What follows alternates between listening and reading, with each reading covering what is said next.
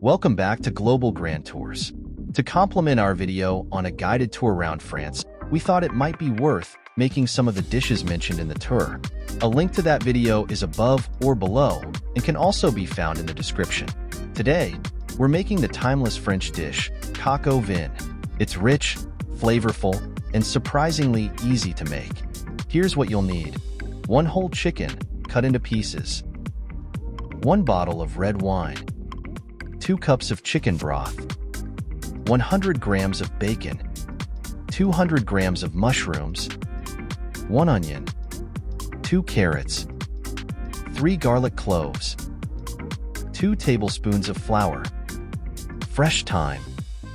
And bay leaves. For the wine, I would recommend a Burgundy Pinot Noir. This is the classic choice for Coq Au Vin. Burgundy wines are known for their earthy, rich flavors that pair perfectly with the dish. Some examples would be Louis Jadot Pinot Noir, Domaine Drouin Oregon Pinot Noir. Start by cutting your chicken into pieces and seasoning with salt and pepper. In a large pot, cook the bacon until crisp. Remove and set aside. Brown the chicken in the bacon fat, then set aside. Add chopped onions, carrots, and garlic to the pot. Cook until soft. Sprinkle flour over the vegetables and stir well. Return the chicken and bacon to the pot. Pour in a bottle of red wine and chicken broth. Add fresh thyme and bay leaves. Bring to a boil, then simmer for 45 minutes.